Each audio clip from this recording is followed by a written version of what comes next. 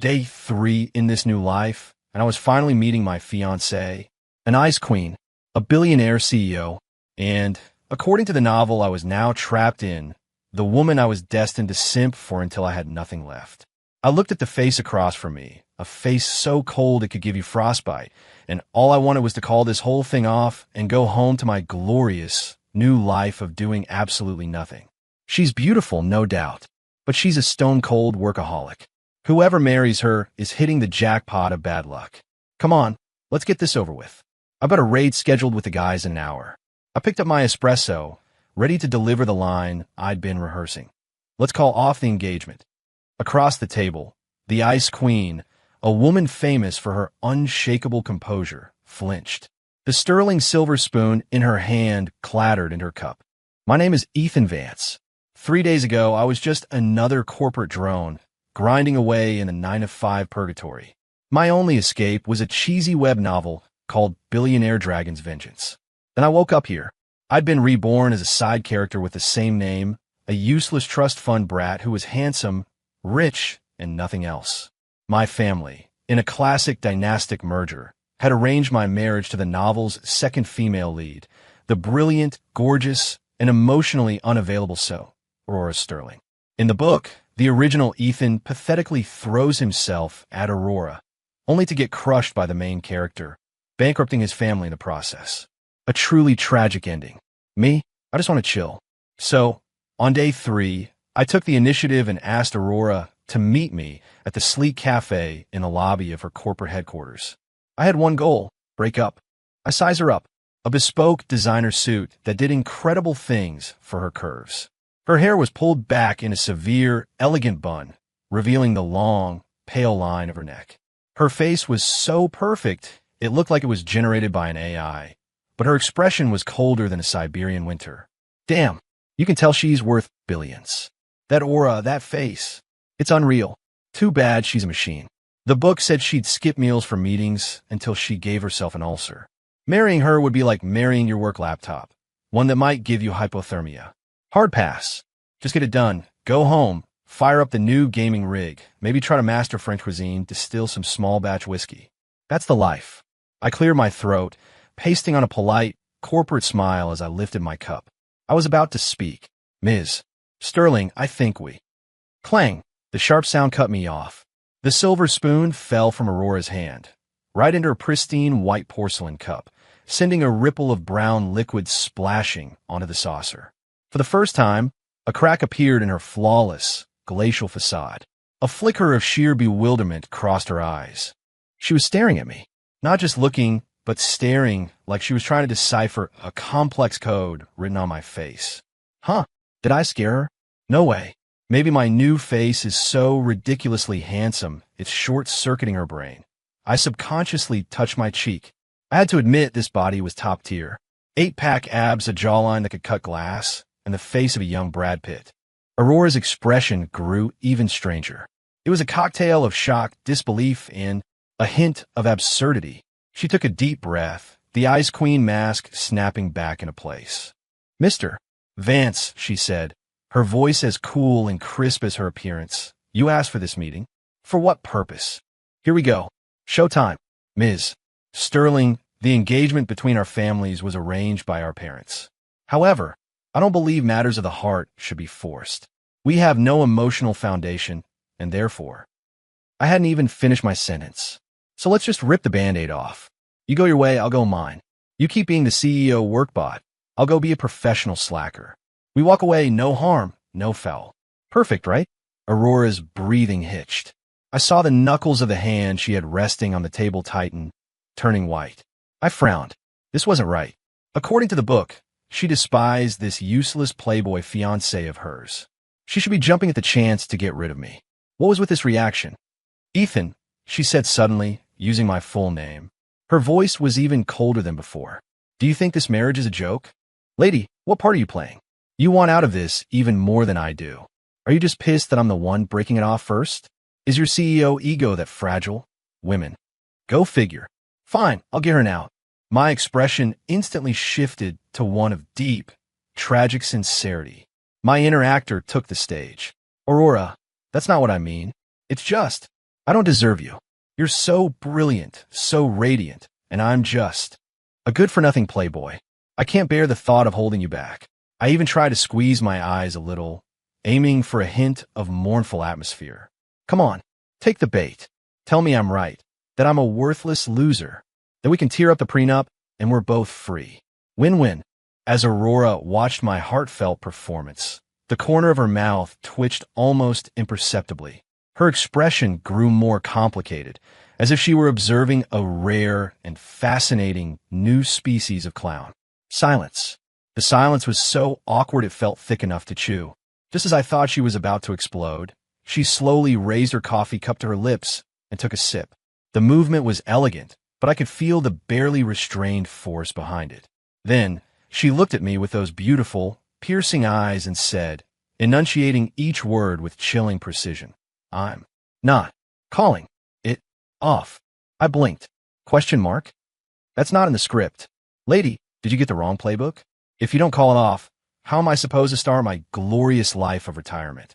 My mind was a screaming vortex of chaos, but my face held a complex mask of shock mixed with a flicker of feigned delight. Aurora Sterling, what the hell are you playing at? Why? The word escaped my lips, my shock 100% genuine. Aurora set her cup down with a soft click that grated on my nerves. Our family's merger is tied to a multi-billion-dollar joint venture. Do you honestly think no emotional foundation is a realistic reason to cancel it? She asked coldly. Crap, I forgot about that part. It's a corporate alliance, a deal sealed with a marriage. So what now? I actually have to marry this iceberg? My dream of doing nothing will be ruined. No way. Absolutely not. Okay, new plan. If I can't break it off, I'll make her do it. In the book, she hates worthless, spoiled brats, right? Fine. I'll become the most obnoxious, useless playboy she's ever seen. I'll make her so disgusted she'll tear up the contract herself. In an instant, my mind concocted 99 ways to make her hate me. Starting now, I leaned back, slumping into the plush cafe armchair.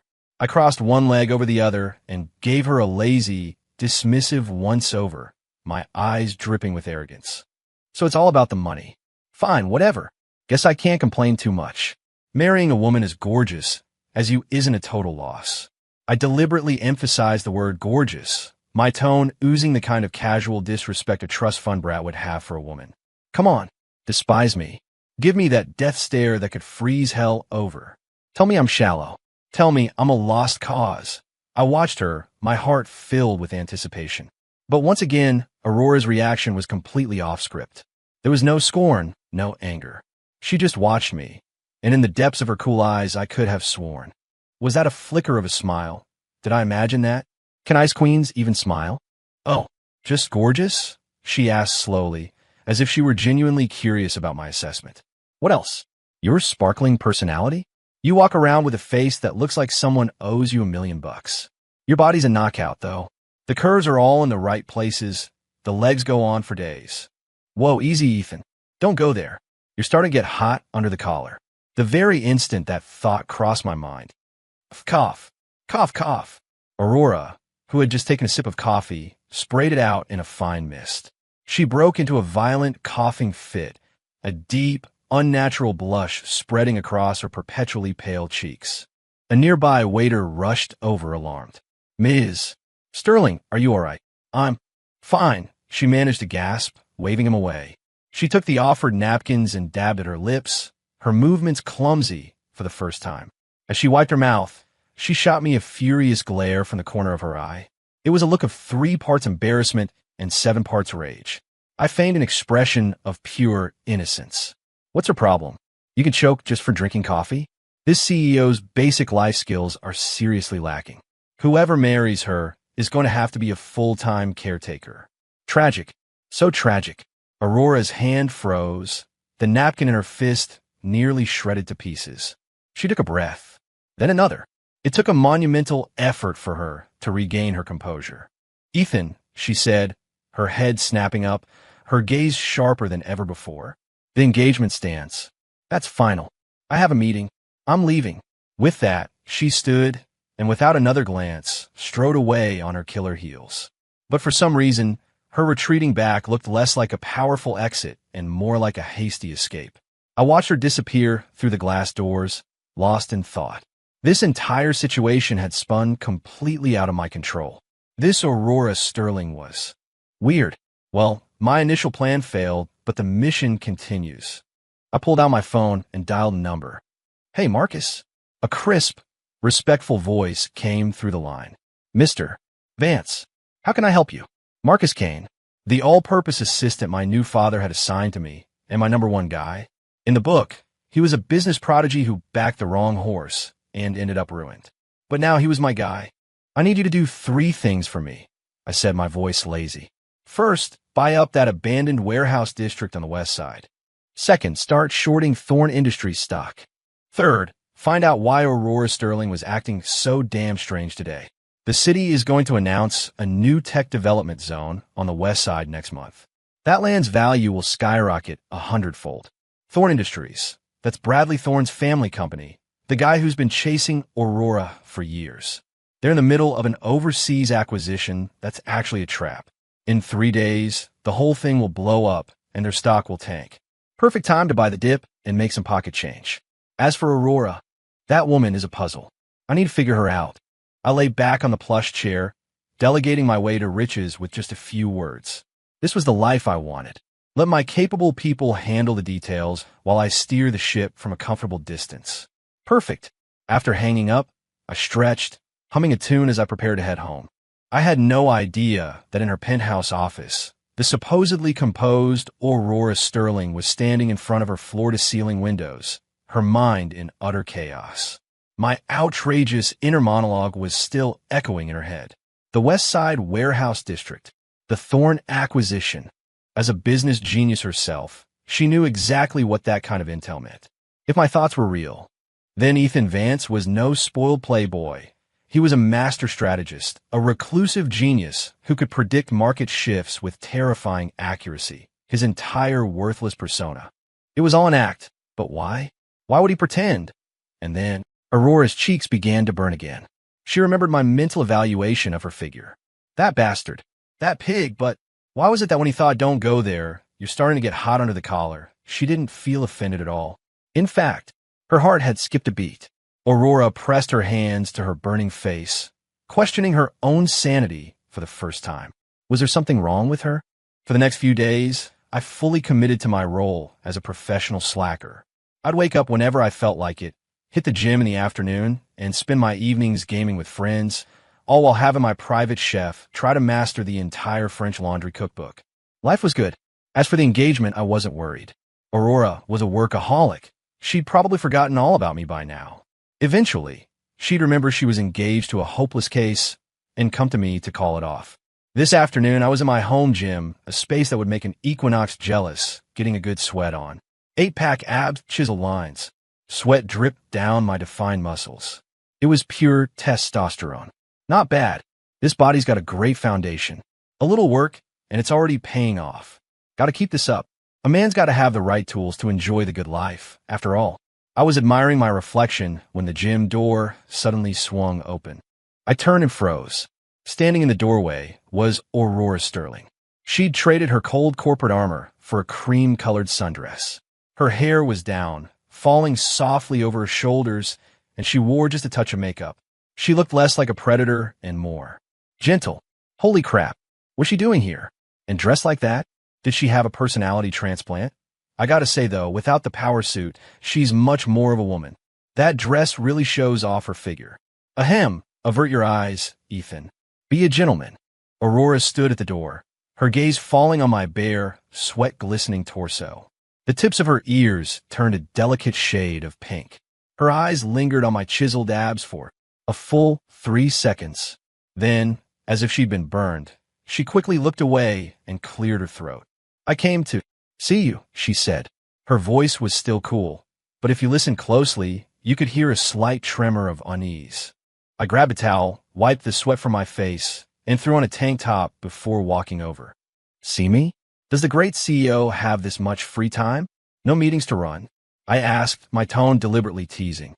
This has got to be a trap. I wonder what kind of game she's playing now. Aurora's eye twitched. She produced an elegant thermal container from behind her back and held it out to me. "Last time, you choked on your coffee." I figured you don't eat properly. I had my housekeeper make some soup for you. 2. Build up your strength. I stared at the container, my eyes wide. Soup? For me? To build up my strength? Has health frozen over? The Ice Queen is personally delivering homemade soup? This isn't in the script. In the book, she wouldn't even give me the time of day. Wait a minute. This isn't poisoned, is it? Is she trying to kill me so she can inherit my... Wait, she's richer than I am. Aurora's hand, holding the container, was frozen in midair. Her face cycled through shades of red and white. It was quite the show. Finally, as if she couldn't take it anymore, she slammed the container down on a nearby table with a loud thud. Eat it or don't. She spun around and started to walk away. Hey, she's mad already? It was just a joke. But you know, she's kind of cute when she's angry. That thought had barely formed in my mind. Aurora, who had already reached the door, stopped dead in her tracks. Her back was rigid. Even the tips of her ears were bright pink. She didn't turn around, but her voice, muffled, floated back to me. The soup isn't poisoned. It has mushrooms and wild rice in it, the way you like. Eat it while it's hot. Then, as if fleeing, she hurried away. I stood there completely stunned. How did she know I liked mushrooms and wild rice? I hadn't told a single soul since I got here. A terrifying thought began to form in my mind. Could it be? I immediately called Marcus. Mr. Vance. Marcus, that investigation on Aurora Sterling. Any results? Yes. Marcus's voice sounded a little strange. Ms. Sterling has been acting unusually. She vetoed the collaboration with Thorn Industries. Instead, she mobilized a large amount of capital and, moving before us, acquired that West Side property herself. I stood there, speechless. She stole my land deal? How did she know that property value was going to explode? And Thorn Industries. She knew their deal was going to blow up too. The timing. It was right after I thought about it in the cafe. The soup. Knowing what I like to eat. The clues started clicking together, pointing to one unbelievable conclusion. The hair on the back of my neck stood up. I looked at the steaming thermal container on the table, then thought back to all of Aurora's bizarre behavior today. That woman, don't tell me. She can hear my thoughts. The absurdity of the idea made my head spin. Mind reading. That was even more ridiculous than me being reincarnated into a novel. I had to test this. The next day, I sent Aurora a text. Free for dinner tonight? Huh, little Miss Mind Reader. Let's see if I can't expose you today. Less than a minute later, a reply came. A single word. Yes. It was followed by an address for a new, notoriously exclusive private kitchen. I looked at the address and smiled. Well, looks like she really can hear me. The signature dish at this place is a 7-day dry-aged tomahawk steak. I was just telling Marcus last night I was craving one. And just like that, she's arranged it. That evening, I pulled up to the restaurant in my flashy Lamborghini. Aurora was already in the private dining room. She was wearing a long black dress that made her skin look like porcelain and amplified her regal air. When she saw me, the frost on her face seemed to thaw ever so slightly. You're here. Yep, I nodded, taking the seat across from her and preparing for my performance. I looked at the exquisite dishes on the table and let my inner food critic run wild. This tomahawk steak looks impressive, but they rushed the rendering of the fat cap. And the crust. It's a bit uneven. A rookie mistake. Across from me, Aurora's hand, holding her water glass, paused for a fraction of a second. The lobster risotto. The lobster is fresh, definitely. But the arborio rice is slightly overcooked. It's lost its bite. And did they use pre-grated Parmesan? Sacrilege. Aurora's brow furrowed, almost imperceptibly. And this deconstructed tiramisu for dessert. The presentation is nice, but the flavor is off. They use brandy instead of rum for the ladyfingers. It completely throws off the balance. Amateurs. Clack. Aurora placed her fork down on the rest with a soft, deliberate sound. She lifted her head, her cool gaze locking onto mine. Ethan, if you're not satisfied with the food, we can go somewhere else. I was ecstatic on the inside, but my face was a mask of confusion. What? No, it's great. You're treating Ms. Sterling. Even a bowl of plain rice would taste amazing. Sheesh, can't take a little criticism? The food is objectively flawed. Even a semi-pro like me can tell. And this place calls itself a top-tier private kitchen. My own home-distilled Applejack is better than this wine, and it would pair perfectly with the salt crust chicken I make. Now that the meal, Aurora's complexion shifted from pale to flushed, then back to pale again. She stared at me, her chest rising and falling rapidly. I pretended not to notice, casually taking a bite of the risotto. Delicious, Aurora. She felt like she was about to have a heart attack. This man, he was mentally tearing apart the restaurant she had pulled countless strings to book, yet he was putting on a show of pure enjoyment. He was doing this on purpose. And another thing, Applejack, salt crust chicken, a pampered rich boy like him knows how to do that. Aurora's mind was a whirlwind of my thoughts, each one shattering her perception of me. She realized she couldn't enjoy a single bite of this meal. And me, watching her struggle to keep her composure, I was having the time of my life. So you won't call off the engagement. So you can read my mind. Let's see how you handle a full-blown psychic assault. Just then, the door to our room slid open. A girl in a white sundress, with a sweet face and a friendly girl-next-door vibe, walked in. Sorry, I'm late. Oh, Ethan, you're here too. The girl's eyes lit up when she saw me, and she hurried over. I looked up and froze. Chloe Miller, one of the main heroines from the novel, a sweet, angelic girl who was a fan favorite in the hero's harem. What was she doing here? I knew Chloe was Aurora's cousin. I just hadn't expected to run into her like this. Chloe, what are you doing here? Aurora's frosty expression softened a bit, but her tone was still less than warm. You didn't tell me you got a reservation here, or, that's so not fair. Chloe said with a playful pout, then naturally slid into the empty seat next to me. A faint scent of gardenias washed over me as she sat down. Ethan, long time no see. You've gotten even more handsome. Chloe's bright, sparkling eyes were fixed on me, full of genuine admiration. Wow, so this is the heroine effect. She really is an angel. Sweet, cute, and knows how to give a compliment. Way better than the iceberg next to me. I thought to myself, feeling pretty pleased. Across the table, Aurora's face instantly refroze. Colder than before. The temperature in the room seemed to drop 10 degrees. I quickly reined in my thoughts and offered a polite smile. You're exaggerating, Chloe. No, I'm not. Chloe leaned in closer, whispering conspiratorially. Ethan, my mom told me you and my cousin are engaged. Congratulations. Her eyes curved into crescents. She seemed genuinely happy for us. Before I could say anything, congratulations for what? I'm trying to get out of this mess. Your cousin is stuck to me like super glue, and it's driving me crazy. Ahem. Aurora let out a loud, sharp cough, cutting off my internal monologue. She shot me a cold glare, a warning so intense it was practically a physical force. Chloe, startled by her cousin's reaction, stuck out her tongue and fell silent. The atmosphere turned awkward. Chloe, ever the cheerful one, tried to salvage the conversation. Aura, I heard your company snagged that West Side development property. You're amazing. Nobody thought the city would build the new tech hub there. Aurora gave a non-committal but her gaze drifted involuntarily toward me. Amazing my ass. That was my genius idea, thought up from the comfort of my sofa. If she couldn't read my mind and steal my plan, I'd be the one rolling in the dough right now. But whatever, it's all in the family. Wait, what family? This marriage has to end. I fumed internally. Aurora's knuckles turned white as she gripped her water glass. She took a deep breath, clearly trying to suppress something.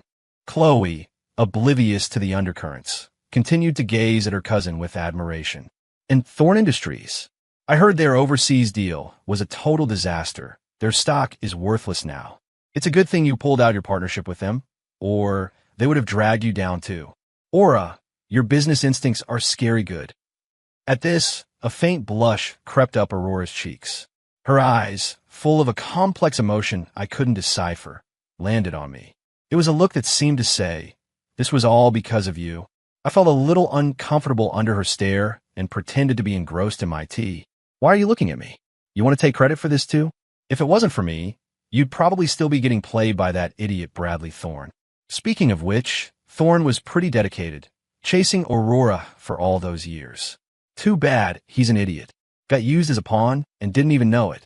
Just as I was musing on this, the door to our room was kicked open with a loud bang. A man in a designer suit, his face pale and his eyes bloodshot, stormed in. Aurora Sterling. He looked like a cornered animal, his furious gaze locked on Aurora before shifting to me, filled with venomous hatred and jealousy. So, now I get it. You rejected me. You canceled our contracts. It was all because of this pretty boy. Aurora, what does he have that I don't? Bradley Thorne pointed a shaking finger at my nose, his voice a hysterical roar. Me? Dude, are you confused? I'm the one who wants her to run off with you. Also, don't point at me. It's rude. Chloe yelped, her face pale, and scrambled to hide behind me. Aurora shot to her feet, her face a mask of glacial fury. Bradley, have you lost your mind? Lost my mind? My company is bankrupt, and it's all because of you. Because of him. Bradley, completely unhinged, lunged toward me, his eyes red with rage. Ethan Vance, I'll kill you. I didn't even move from my chair. This is it. His form is sloppy. His foundation is unstable. He's wide open. Marcus should be here by now, right? I can't be bothered to deal with this myself. It's beneath me. Just as Bradley's fist was about to connect with my face, a black shadow blurred past. Marcus Kane, my omnipotent assistant, had appeared in the room out of nowhere. With just one hand, he effortlessly caught Bradley's punch. Mr. Thorne, I suggest you calm down, Marcus said, his voice flat, but the pressure he applied to Bradley's fist made his face twist in pain. Ack, let go. Let me go. Marcus, expressionless, dragged Bradley out of the room like he was taking out the trash. The entire incident took less than 10 seconds. The room fell into a dead silence. Chloe peeked out from behind me, her big eyes sparkling with hero worship. Ethan, you were so cool. You weren't scared at all. I just smiled, a master of understated badassery. Of course, plan for every contingency. A little scene like this? Please, barely an inconvenience. Across from me, the way Aurora looked at me had completely changed. It was a mixture of shock, curiosity, and a glimmer of something she herself probably didn't recognize. A light called admiration. For the first time, she realized that the fiancé she had always dismissed as a worthless playboy was wrapped in a fog of mystery she couldn't penetrate. After Bradley was dragged away, the mood for dinner was officially dead. Chloe was still caught in a mix of lingering fear and bubbly admiration, her wide eyes glued to me. Ethan, your assistant is so cool. Where did you find a guy like that? Oh, just hired him. I said, my tone breezy. Are you kidding me? Marcus was handpicked from over 100 retired Special Forces operators. The man can manage a billion-dollar portfolio and take down 10 guys at once. He's a one-man army. Of course he's cool. I stuck a glance at Aurora. Sure enough, her ears twitched. She'd heard every word of my inner monologue. Her gaze grew even more intense, as if she were reevaluating a priceless, newly discovered artifact. I'll take you home, Aurora said suddenly, speaking to Chloe. Oh, okay. Chloe, though she clearly wanted to stay and talk to me more, saw the non-negotiable look in her cousin's eyes and nodded obediently. Before she left, she gave me a little wave and mouthed, "Talk later." I smiled and nodded back. Such a sweet girl. Too bad she's one of the heroines of a novel. A side character like me has no business getting involved. Aurora's footsteps faltered for a second. After they left, I lazily got up, ready to head home myself. I had just stepped out of the room when I saw Marcus waiting for me at the end of the hall. Mr. Vance, it's been handled. Good. What about Thorne? As per your instructions, he's been sent to oversee a project at our most remote cobalt mine in the Congo. 10-year contract, room and board included. Marcus reported, his face impassive. I nodded, satisfied. You dare to point your finger at me and threaten me? A 10-year African vacation is getting off easy. I was about to get in my car when my phone buzzed. It was a text from Aurora. Tomorrow, 10 a.m. Sterling Industries board meeting. You will be there. The tone was a command, not a request. I frowned. Again? Is she addicted to this? Trying to use me as her personal psychic cheat sheet. Every day? No way. How about plans to go fishing tomorrow? I'm busy. With that thought, my fingers typed out a 2-word reply. I'm busy. The message sent. Radio silence. Aurora didn't reply. Fine by me. I cranked up the music in my Lamborghini, enjoying the night air as I drove home. The next morning, I was up bright and early. I slipped into some comfortable clothes, grabbed my custom-made $1,000 carbon fiber fishing rod and drove my G-Wagon out to a private lake upstate. The sun was warm. The breeze was gentle. I kicked back in a lounge chair, my line in the water, sunglasses on, sipping an ice-cold Arnold Palmer. I was so relaxed I could have fallen asleep. This was the life. Board meetings, corporate power struggles. They could all go to hell. Just as I was drifting off, the sharp, hurried sound of high heels on the wooden dock approached. I didn't even open my eyes. Who's making all that racket? Don't they know this is a place of peace and quiet? A familiar, cool fragrance washed over me. Then, a slender but strong hand plucked the sunglasses from my face. The sudden bright light made me squint. I looked up into the furious, beautiful face of Aurora Sterling. She was dressed in a sharp, white power suit, her hair perfectly coiffed, her makeup flawless. She radiated an aura of pure, undiluted rage. Ethan Vance, she bit out my name. I opened my eyes lazily, feigning innocence. Well, Ms. Sterling, what brings you out here? Fancy a bit of fishing? She knows I'm messing with her. Huh. Seeing her all flustered like this is actually kind of fun. Aurora's chest heaved. She was clearly struggling to contain her anger. I texted you. Why did you say you were busy? Because I am busy, I said, gesturing with my chin toward my fishing rod. As you can see, I have an appointment with a largemouth bass. Aurora. She was rendered speechless by my shameless, matter-of-fact excuse. She took a deep breath, fighting for control. The board meeting is about to start. All the shareholders are waiting for you. You have to come back with me. Nope. I put my sunglasses back on and leaned back. Meetings are boring. Fishing is fun. Today's agenda is just going to be a pointless argument about getting into the electric vehicle market. The old fossils on the board will all vote against it, saying it's too risky. What's there to even discuss? Just acquire that failing startup, Volt Motor. Their battery tech is 5 years ahead of the competition. They're just out of cash. Buy them out, rebrand as Starlight Automotive, hire the best designers for the body, and you could be on the market by next year. You dominate the industry within 3 years. Sigh. It's so simple, but those suits will never get it. Sitting in a meeting with them would be a complete waste of a perfectly good nap. I finished my mental strategy session, closed my eyes, and prepared to drift off. Aurora stood beside me, silent for a long moment. I thought she had given up and left. But instead, she suddenly leaned down close to my ear, her voice a low, deliberate whisper that only I could hear. Volt Motor, she said. Starlight Automotive? My entire body went rigid. My eyes snapped open. I shot up from the chair. I stared at Aurora, my heart hammering against my ribs. She had just repeated my entire secret plan out loud. This wasn't just hearing. This was quoting. It's over. Game over. I was 100% confirmed. I looked into her cool eyes, which now held a spark of cunning and triumph, like a cat that had finally caught the canary. For the first time, my mind was in a state of pure panic. Oh, crap. She can really hear me. She knows everything. All the times I cursed her out in my head, my thoughts about her figure. Did she hear all of that too? At that thought, a hot blush crept up my neck, spreading across my entire face. In 2 lifetimes, I had never been this embarrassed. Aurora watched my mortified reaction, and the corners of her tightly controlled lips finally curved upwards into a tiny, victorious smile. It was gone in an instant, but for that 1 second, it was breathtaking. She smiled? It's actually really beautiful. Wait, this is not the time to be thinking about that. I shook my head, trying to force myself to calm down. What? What did you just say? I didn't hear you. I made one last, desperate attempt at denial. Aurora straightened up, resuming her Ice Queen posture as she looked down at me.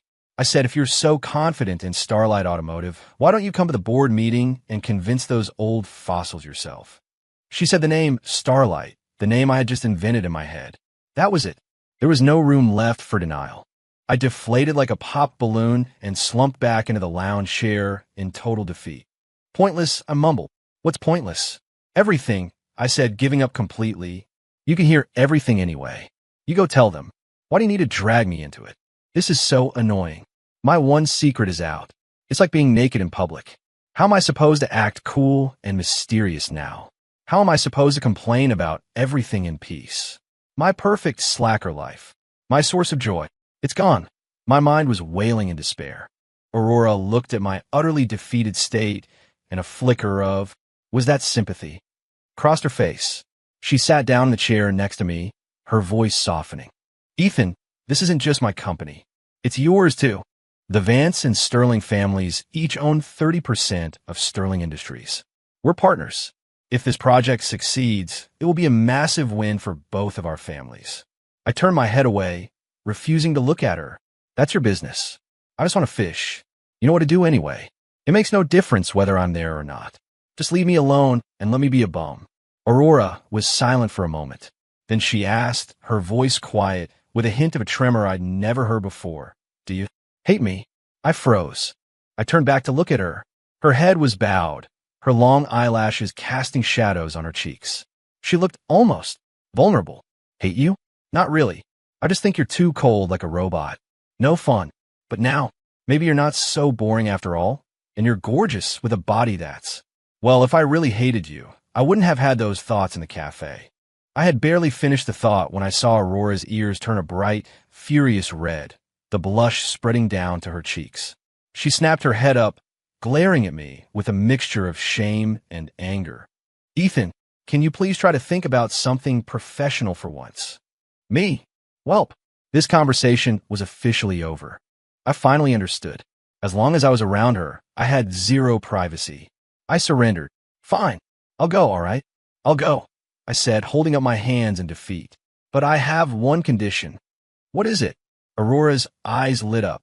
Tonight, I said, looking her straight in the eye, deliberately making it difficult. I want you to cook dinner for me. Yourself. Oof. You're a disaster in the making, aren't you? You can't even drink coffee properly. I want to see you try to cook. You'll probably create some culinary monstrosity, and then I'll finally have a reason to make fun of you and get a win back. I watched her, fully expecting her to refuse or get angry. But instead, Aurora just stared at me for a second, and then she gave a firm, serious nod. Okay, I promise. Her gaze was more earnest than I had ever seen it. Sterling Industries, top-floor boardroom. The atmosphere was so tense you could feel it. A group of board members, with a combined age of over 500 years, sat around the table, their faces etched with disapproval. I object, said an old, white-haired man, a distant relative from my family, named Walter Vance, notorious for being a conservative stick-in-the-mud. The electric vehicle sector requires massive investment with high risk. Our company was built on real estate and finance. A reckless move into a new industry could have catastrophic consequences. He's right, Ms. Sterling. You're still too young. Another director chimed in. I've heard about this Volt motor. It's just an empty shell on the verge of bankruptcy. Spending billions to acquire a failing company is absurd. Aurora sat at the head of the table, her face a mask of stone. This was all exactly as I had predicted in my head. She glanced at the person beside her. The man who was supposed to be the key player in this meeting was leaning back in his chair, eyes closed, his breathing deep and even. He was asleep. He had actually fallen asleep in the middle of a multi-billion-dollar board meeting. The other directors noticed, and looks of disdain and contempt spread across their faces. Look at him. This is the Vance family heir? A complete waste. Ms. Sterling really drew the short straw with a fiancé like him. Aurora's fingernails dug into her palms. But she didn't react because she could clearly hear my inner monologue. Ha! A bunch of old fools. Their vision is narrower than the eye of a needle. That old goat, Walter Vance. His son runs a company that makes parts for gas guzzlers. If the company goes electric, his son's business is toast. Of course he's going to object. And that other guy, Mr. Lee, he's been on Bradley Thorne's father's payroll for years. He's just here to stir up trouble. Honestly, Aurora, can't you see what's going on? Why are you even wasting your breath on them? Just slap the evidence of Walter's son's tax evasion on the table. Then throw down the bank statements showing Lee's bribes. Let's see if they dare to say another word after that. Sigh. Still too young. Not ruthless enough. I continued my silent commentary, sleeping soundly. At the head of the table, Aurora listened to my thoughts, and her eyes grew brighter and colder. So that's how it is. She took a deep breath and took 2 folders from her assistant. Slap. She threw the folders down on the conference table. The loud crack made everyone jump. Even I, in my sleep, winced. Director Vance. Aurora's gaze was as sharp as a knife, as she stared down Walter. Perhaps you should be more concerned with your son's company's tax problems. My sources tell me the IRS will be paying him a visit tomorrow. Walter Vance's face went white. A cold sweat beaded on his forehead. Aurora then turned to the other director. Director Lee, your secret account in Switzerland. Did you happen to receive a wire transfer for $5 million last week? From an account with the name Thorne? Director Lee slid out of his chair with a soft thud, his face ashen. The boardroom fell into a dead, shocked silence. Everyone was staring at Aurora as if she were a monster. When had this young CEO become so ruthless, so incredibly well-informed? Aurora scanned the room, her cold voice echoing in the silence. Now, does anyone else object to the acquisition of Volt Motor? Not a sound. Good. The motion passes unanimously. After she spoke, she glanced at me, still asleep beside her, her expression complex. This man, he had done nothing, and yet he had done everything.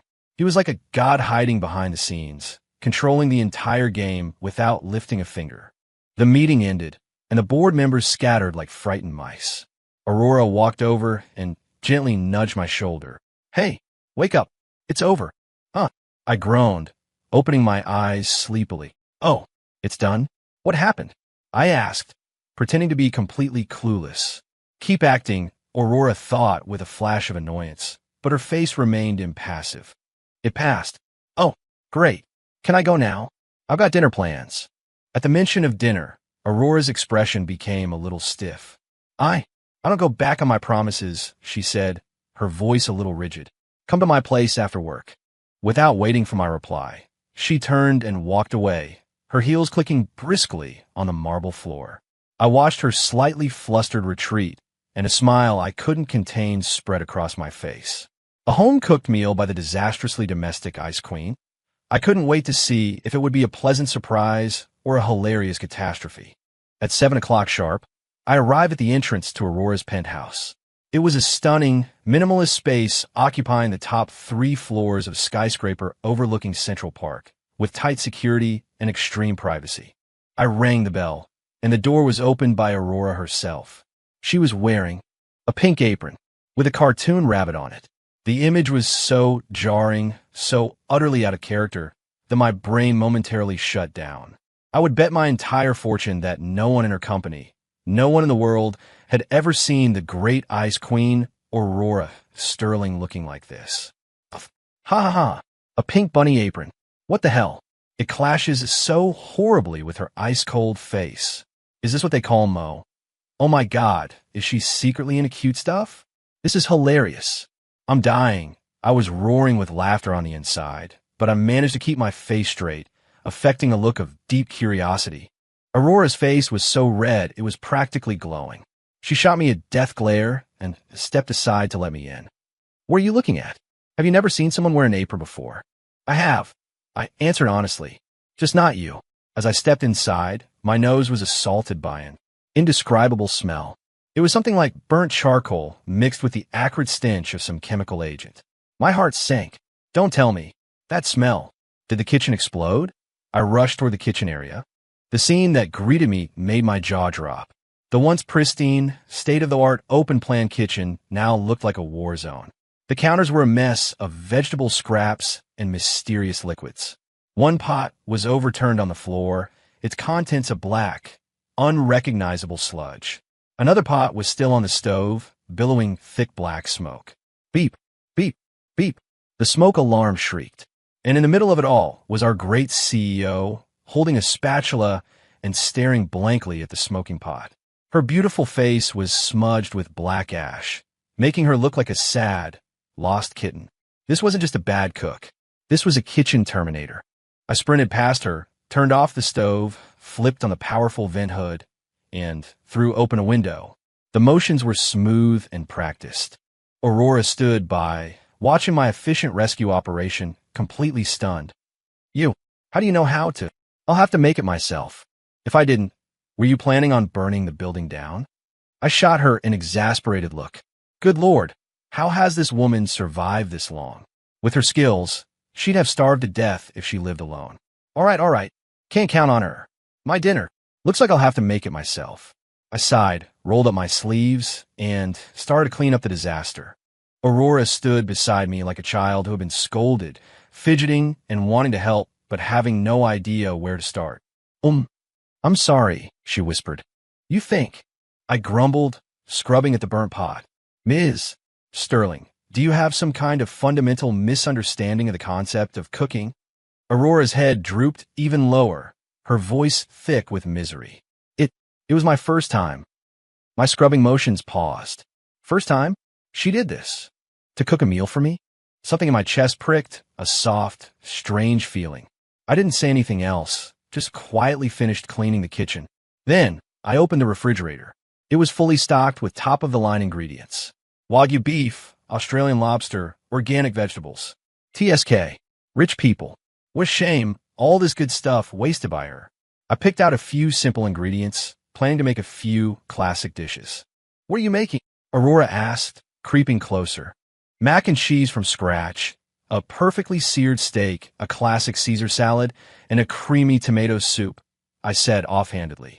All simple comfort foods. For a princess like her, who's never known hardship, fancy food means nothing. You have to hit her with the simple, home-cooked stuff to win her over. Aurora watched as I expertly chopped and sautéed, her eyes growing brighter and brighter. She had never imagined that a man in a kitchen could look so captivating. The vent hood hummed, the pan sizzled, and soon the delicious aroma of cooking food replaced the burnt smell, filling the entire kitchen. The scent of a real, home-cooked meal filled the cold, empty penthouse, making it feel like a home for the very first time. Aurora was completely mesmerized. She didn't snap out of it until I placed the last dish on the table. Stop staring, you're going to drool. Go get the plates and silverware. Time to eat. Aurora came back to reality with a start, her face blushing. She obediently mumbled an "oh" and turned to set the table, looking for all the world like a docile little wife. At the dinner table, the atmosphere was a little strange. The 4 dishes were simple, everyday food, but they smelled incredible and looked perfect. Aurora sat across from me, taking small, elegant bites, but her pace was surprisingly fast. She was clearly starving. Slow down. No one's going to steal it from you. You look like a little kitten who hasn't eaten in 3 days. The thought had just crossed my mind when Aurora's hand froze mid-bite, her cheeks flushing again. She looked up and shot me an annoyed glare. I was used to it by now. I calmly ladled a bowl of tomato soup for her. Have some soup. It's good for your stomach. Looking at the state of her kitchen, she probably hasn't eaten all day. A workaholic stomach needs to be taken care of. Aurora took the bowl, her head bowed, and whispered, "Thank you." Her voice was missing its usual iciness, replaced by a warmth I could almost feel. I'll admit it. In that moment, my heart skipped a beat. Maybe this woman wasn't so bad after all. After dinner, I collapsed onto the living room sofa, as was my right. I cook, you clean. Fair's fair, right? Aurora looked at the messy kitchen, then at her own perfectly manicured $500 nails, and fell silent. Her do the dishes? I have a better chance of seeing a pig fly. She probably doesn't even know how to use a dishwasher. I had just finished that thought when I heard Aurora mutter, "Where's the power button on the dishwasher?" Me? Fine. I'll do it. As I walked resignedly toward the kitchen, Aurora suddenly called my name. Ethan. What? I turned back. She was standing in the soft light of the living room, her expression hesitant, but she finally found her courage. Thank you. For today. She meant the board meeting, and she meant the dinner. And I am sorry. That apology was probably for her earlier assumptions, and for today's kitchen catastrophe. I looked at her. It was the first time she had ever so formally thanked me or apologized. Under the warm light, her face was soft, her eyes sincere. She no longer looked like the untouchable Ice Queen CEO, but more like a normal girl, one who could make mistakes and feel guilty about them. It's fine. Forget about it, I said, waving my hand as I walked into the kitchen. Why is she being all sentimental? It's weird, but seeing as she's being so sincere, I guess I can forgive her for stealing my land deal. For now, I washed the dishes in the kitchen, and Aurora just leaned against the doorframe, watching me quietly. The atmosphere was peaceful and surprisingly comfortable. Just then, my phone rang. It was a video call from Chloe. My hand were covered in soap, so I wedged the phone between my shoulder and ear and answered it. Chloe's smiling, beautiful face filled the screen. Ethan, what are you doing? The dishes, I said. Wow, you do chores too? You're the perfect husband material. Whoever marries you is going to be the luckiest woman in the world. Chloe exclaimed dramatically. I chuckled, about to reply, but I felt the temperature around me suddenly plummet. I turned my head and saw Aurora staring daggers at my phone screen, a look so intense it could have set it on fire. Her lips were pressed into a thin, hard line. She was radiating waves of I am not happy. Ooh, is she jealous? You could smell the jealousy from a mile away. A mischievous idea popped into my head. I deliberately said to Chloe on the screen, "You're too kind, Chloe. I'll have to cook for you sometime." Really? I'll hold you to that. The words were barely out of my mouth when a hand reached over and ended the call. It was Aurora. She hung up on Chloe, took the phone from my shoulder, and placed it on the counter. Then, she did something that completely stunned me. She wrapped her arms around my waist from behind. She rested her cheek gently against my back. My entire body went stiff. I could feel the soft curves of her body pressed against me, the startling warmth seeping through the thin fabric of my shirt. Ethan, her voice, muffled against my back, was a strange mix of petulance and possessiveness. From now on, you're only allowed to cook for me. I stood frozen, my mind a complete blank. The soft warmth in my back, the possessive, almost desperate declaration in my ear. It was like a depth charge going off in my soul. Whoa, what is happening? Is she making a move? Claiming her territory? Aurora Sterling, your character is completely collapsing. Where did the Ice Queen CEO go? Did you eat her? I could feel the body pressed against my back, trembling slightly. She was nervous, too. This was probably the boldest, most out-of-character thing she had ever done in her life. My mind was a chaotic mess. I had no idea how to react. Push her away? That seemed too harsh. Don't push her away? This was way too intimate. While I was having this internal battle, Aurora seemed to realize what she'd done. As if electrocuted, she let go and stumbled back a few steps. Her face was so red it looked like it was on fire. That's not what I meant, she explained, her words a jumbled mess. I just meant that your cooking is really good, and I don't want anyone else to eat it. The explanation was worse than no explanation at all. It was a classic case of protesting too much. I turned around and saw her standing there, so flustered and embarrassed she didn't know what to do with her hands. I couldn't help it. I burst out laughing. So this is what the Ice Queen looks like when she's jealous. It's actually kind of cute. Aurora heard my thought, and her face got even redder. She stomped her foot. Don't you dare laugh. She was like an angry kitten, claws out, but with absolutely no menace. Okay, I'm not laughing, I said, trying to suppress my grin as I held my hands up in surrender. The atmosphere shifted from intense and intimate to something lighter, more playful. I can wash the dishes, Aurora offered, desperate to change the subject. I glanced at her, then at the sink. I'll pass. I'm afraid you'll demolish my kitchen. I quickly finished the last of the dishes, dried my hands, and walked out of the kitchen. Aurora was still standing awkwardly in the living room. It's late. I could drive you home, she offered. No need, I drove.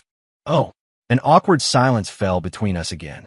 Without my inner monologue to fill the gaps, it seemed we didn't know how to talk to each other. Well, I'm heading out, I said, breaking the silence. Okay. I walked to the entryway, put on my shoes, and had my hand on the doorknob. Ethan, she called my name again. I turned back. She stood a few feet away, her eyes filled with a hopeful uncertainty. Tomorrow, are you coming back? She asked so quietly, so carefully. I looked at her. My mind flashed with images of her in a ridiculous bunny apron, her panicked clumsiness in the kitchen, her possessive and adorable jealousy.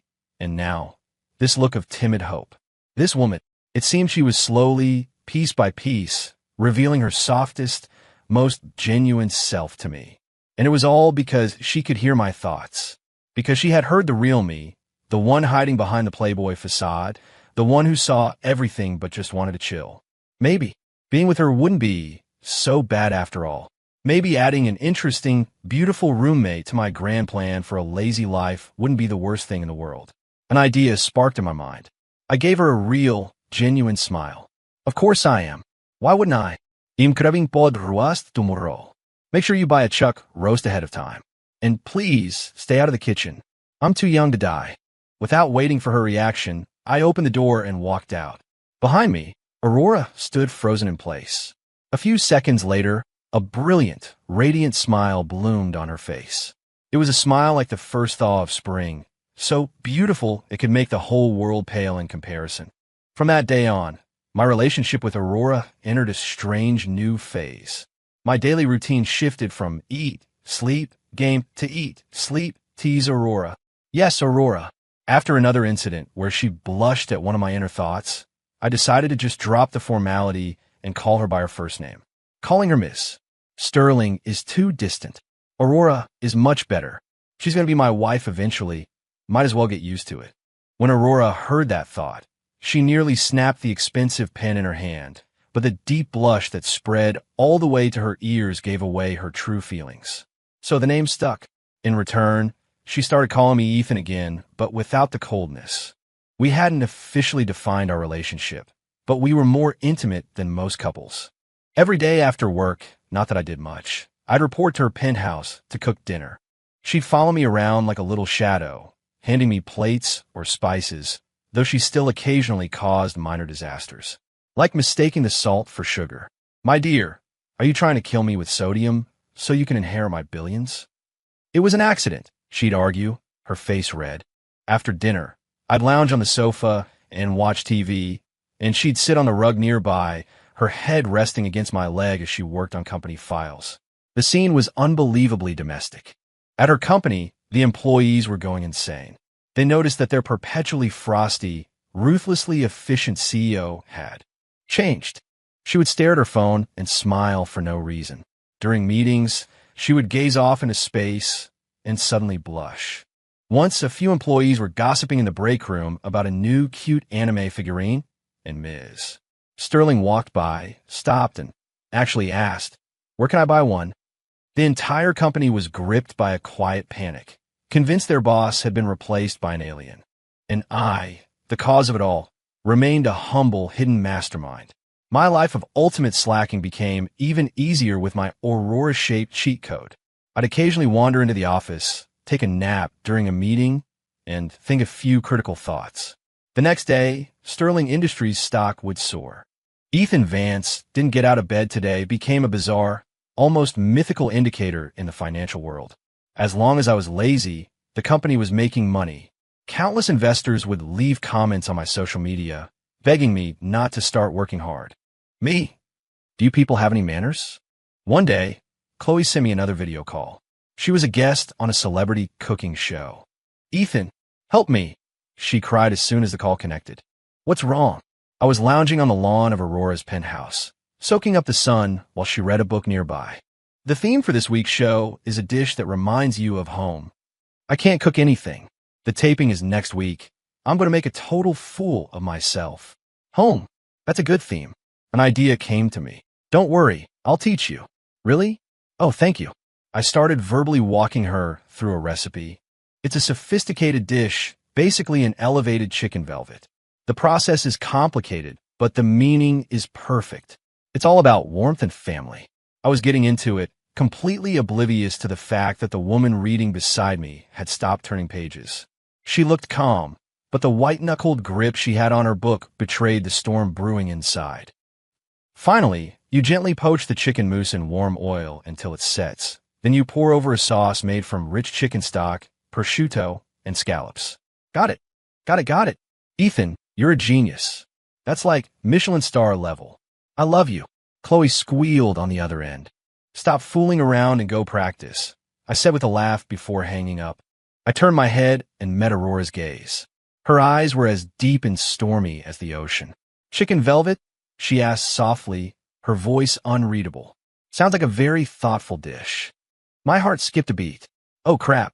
I was so busy showing off, I forgot about the giant vat of vinegar sitting next to me. The jealousy is so thick you could cut it with a knife. It's just something I know," I said, feeling guilty. Aurora didn't reply. She just closed her book, stood up, and looked down at me. "Ethan, you've never made me anything that complicated." Her voice was level, but beneath the surface, I could feel a tidal wave of emotion. Every day I get mac and cheese or steak and salad. So, in your mind, is that all I'm worthy of? For the love of God, that's because you have a sensitive stomach. You can only eat simple, comforting foods. I'm doing it for your own good. You crazy woman. I wanted desperately to explain, but I couldn't. My character persona was the effortlessly cool, lazy genius who couldn't be bothered to explain himself. I looked into her eyes, which were brimming with hurt and disappointment, and felt a pang of helplessness. This mind-reading thing had its downsides. It let her know my true intentions, but it couldn't explain the things I didn't actively think about. It's not what you think, I finally said, my voice a little hoarse. Aurora just looked at me, her expression growing even more wounded. Sigh. Women. It's for her own good, and she's still mad. All right. My wife, my problem. I sighed and sat up, taking her hand. It was cold. Is the mac and cheese not good? I asked. She pursed her lips, saying nothing. You don't like the steak? She still didn't answer, just turned her head away. So, I'll make you the chicken velvet tomorrow. I asked tentatively. Her head snapped back, a spark of light in her eyes that quickly faded. That's the dish you taught Chloe, she mumbled. Great. Now she's jealous of a recipe. I was completely out of ideas. I rubbed my temples in frustration. Fina, you're right, it's all my fault, I said, surrendering completely. So what do you want? Just tell me. I'll do whatever you want. Aurora looked at my exasperated but indulgent expression, and the little bit of hurt she felt vanished in a thin air. But she wasn't going to let me off that easily. A mischievous glint appeared in her eye, and a sly smile played on her lips. I want you to make me a dish. A unique dish just for me. And it has to be more complicated, more delicious, and more meaningful than the one you taught Chloe. Me? This woman. She's learned how to bargain. Give her an inch, and she takes a mile. I looked at her hopeful, expectant face and felt a mix of annoyance and amusement. Fina, you got it, I said. What else could I do? I was wrapped around her little finger, but I have a condition too. What is it? I pulled her down to sit beside me on the grass, then leaned in close to her ear and whispered something. Aurora's face exploded in a blush that started at her cheeks and spread all the way down her neck. She shot up like a startled rabbit and pushed me away. Ethan Vance, you're a pig. She threw the insult over her shoulder and fled into the house, abandoning her expensive limited edition book on the lawn. I watched her hasty retreat, a wide grin spreading across my face. What I had said was, when I make it, you have to promise to sneak your parents' household register out so we can go get married. A week later, Chloe's cooking show aired live. Her chicken velvet dish wowed the judges and the entire audience. This dish shows incredible skill and heart. Chloe, can you tell us who taught you how to make it? One of the judges asked. Chloe smiled sweetly. It was someone very important to me. He taught me that the real taste of home comes from the heart, not from expensive ingredients. The online comments exploded with gossip about Chloe's mystery man. Meanwhile, in Aurora's penthouse, I was presenting her with her unique dish. It didn't have a name. It looked like a painting. On a warm, white jade plate, a small, exquisite house was sculpted from a clear, amber-colored consommé gelée. The house was surrounded by tiny, lifelike flowers and blades of grass, all carved from different vegetables. But the most incredible part was that a warm, orange glow emanated from the windows of the tiny house. It was a tiny light made from a puree of pumpkin and egg yolk. Aurora was too stunned to speak. I call it our home, I said, looking into her eyes. The house is my hope for our future. The flowers are your favorite kind. And the light in the window means that no matter how late you come home, I'll always leave a light on for you. Aurora's eyes instantly filled with tears. Come on, you silly woman, cry. If you cry, I have an excuse to hold you. The thought had barely crossed my mind. Tears, like broken pearls, began to stream down Aurora's face. She couldn't hold back anymore. She threw herself into my arms. Ethan, you jerk, she sobbed, pounding her small fist against my chest. I held her tightly, the feeling of her warm, soft body in my arms grounding me. Okay, don't cry. The food's getting cold. I don't care, she mumbled into my chest. I tilted her chin up and kissed the tears from her eyes. Then I kissed her soft lips. This time, she didn't pull away. She responded, clumsily, but with a passion that took my breath away. It was a long, tender kiss, full of love and certainty. When we finally broke apart, we looked at each other and smiled. "So," I said, my voice raspy as I looked at her tear-stained eyes and swollen lips. "Do you agree to my condition?" Aurora's face turned red again. She buried her face in my chest, her voice as soft as a whisper. "Yes." The very next day, I dragged Aurora to City Hall. It was shockingly easy. She had actually managed to steal the necessary documents from her parents' safe. When we walked out with our marriage license in hand, Aurora still looked a little dazed. "We're married? What, you having second thoughts?" I asked, waving the license with a triumphant grin. "Too late to back out now, Aurora Sterling. You're stuck with me for life." Aurora heard my thought, and instead of getting mad, her eyes crinkled into a beautiful smile. She took my hand, lacing her fingers through mine. "No second thoughts," she said, her gaze firm and full of love. "Never." Her smile was brighter than the afternoon sun. We didn't have a big wedding, but the people who needed to know knew. Our parents were ecstatic. My father, upon learning that not only had I not broken the engagement, but had actually married the business prodigy Aurora Sterling and was now helping her take Sterling Industries to new heights, was so happy he couldn't stop grinning. He immediately transferred more company shares into my name, calling it a wedding gift. Aurora's parents were even more thrilled. Her mother held my hands, her eyes filled with tears of joy. "Ethan, our Aurora has always been so serious, carrying the weight of the world on her shoulders. We were so worried she would never find someone. Thank you for seeing the softness beneath her icy exterior." "Thank you." I looked at Aurora, who was blushing beside me, and smiled. "Don't worry, Mom. I've got her now." The word Mom made her mother beam. Aurora looked like she wanted the ground to swallow her whole. But where there was joy, there was also sorrow. When Chloe found out we were married, she was silent on the phone for a long time. Finally, she said with genuine sincerity, "Congratulations, Ethan. And you too, Aura. You'll find your happiness too, Chloe," I told her. For example, the main character from the novel, the Dragon King, he should be showing up pretty soon, right? After I hung up, Aurora was looking at me with a strange, calculating expression. "The Dragon King?" Just a character from a book I read," I said quickly. "Oh, and in that book, was I the pathetic, evil side character you were destined to simp for until you had nothing left?" she asked, her eyes narrowing into a dangerous, smiling slit. "Me? How'd she know that? What did I ever think about that?" "Did you forget?" Aurora said, tapping her temple. "You thought it the very first time we met." "Me? Crap. My dark history had been exposed. My survival instincts kicked in. I dropped to one knee, took her hand, and looked up at her with the most profound sincerity I could muster. "My love, in my heart, you're not a side character. You are, and always will be, my one and only leading lady." Aurora was so taken aback by my sudden, dramatic move that she stared at me for a second, then burst out laughing.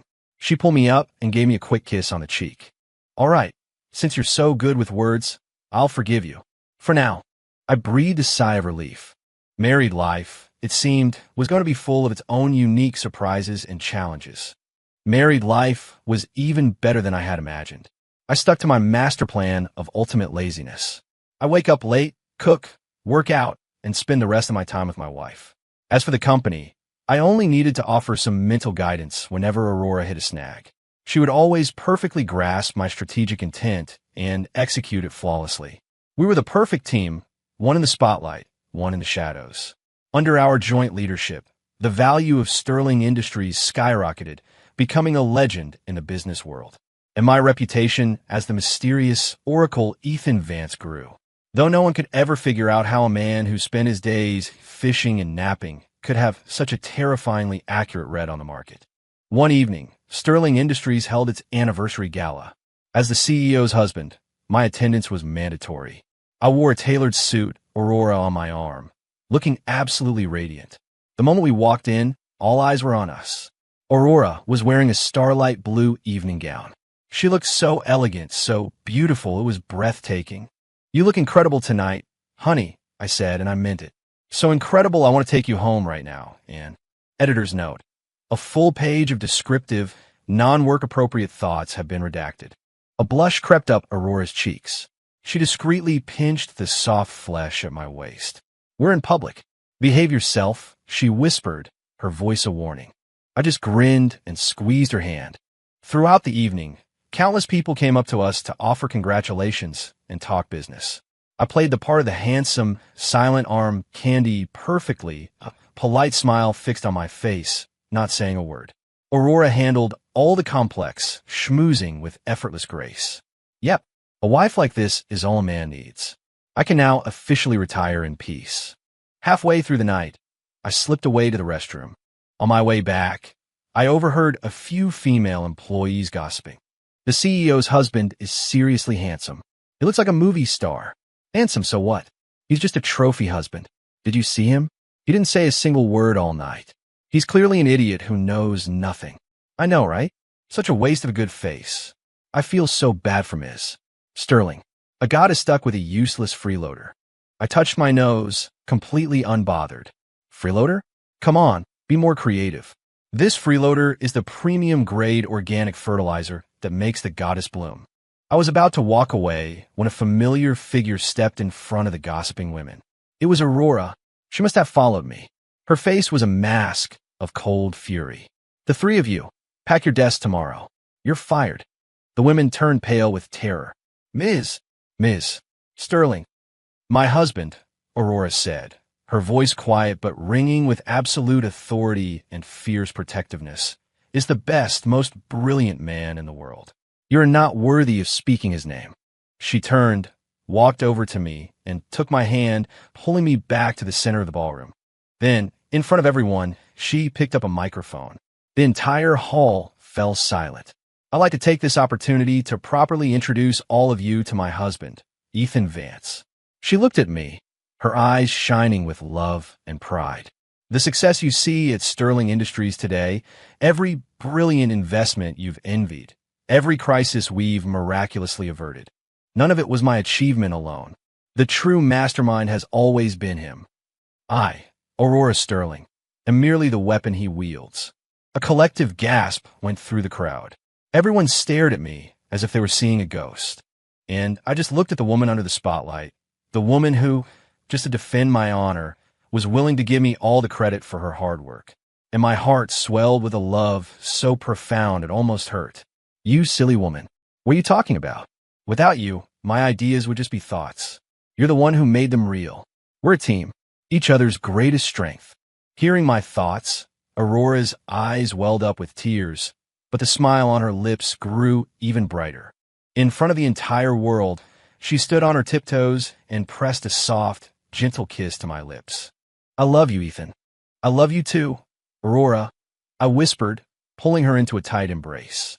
Under the spotlight, we held each other. I knew then that I hadn't been reborn into this book to be a side character. I was here to meet her, to fall in love with her, and to spend the rest of my life with her, living my dream. Yes, the dream of winning at life, without ever leaving my lounge chair. End.